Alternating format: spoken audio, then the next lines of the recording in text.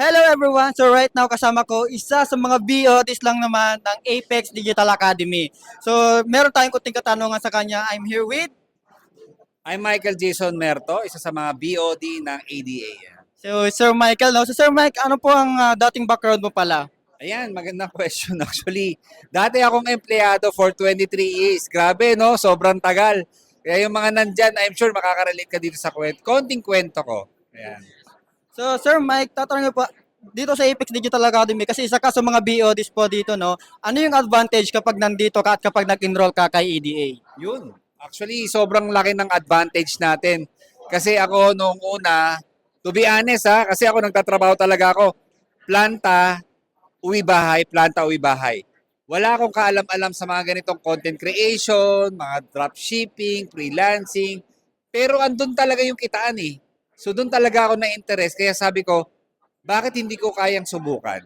Nagawa nung iba, marami na kumikita na ngayon sa mga nasabi ko kanina mga platform. So sabi ko, kaya ko din. Kaya nung once nag-enroll talaga ako sa ADA, yun talaga yung inuna ko para maturuan ko yung sarili ko. Para ako naman yung kumita na, alam mo yun, hawak ko yung sarili kong oras. Yun, grabe, no? So yun yung advantage, no? Pwede mo siyang magawa na kahit empleyado ka rin. So Sir Mike, last question ko sa'yo, ano yung masasabi mo dito sa mga nagsasabi na hindi sila teke pagdating po sa social media? Kasi kayo, di ba hindi na naman kayo teke dati? So ngayon, si Sir Mike, isa na po sa mga content creation din and affiliate marketing dito sa ADA. So Sir Mike, ano yung masasabi mo sa kanila? Oh, natatawa rin ako kasi isa talaga ako sa mga hindi talaga marunong eh.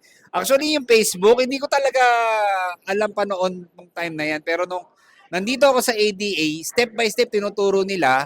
Yung feeling ko hindi ako nag-iisa. Ang dami po nila na magtuturo sa atin dito na step by step. And yun talaga yung pinapasalamatan ko. Sobrang grateful dahil dito natutunan ko yung ganong klaseng skills and knowledge at ngayon pinagkakakitaan ko na rin siya. Alright, so thank you Sir Mike, no? So kung isa ka sa mga empleyado rin or isa ka sa mga nakapanood ng video na to, ang kailangan mo lang gawin, mag-comment ka dyan ng how para sa ganun i-send namin sa'yo yung full details if willing ka na matuto pagdating po sa social media. So thank you so much and see you po sa ating Apex Digital Academy course.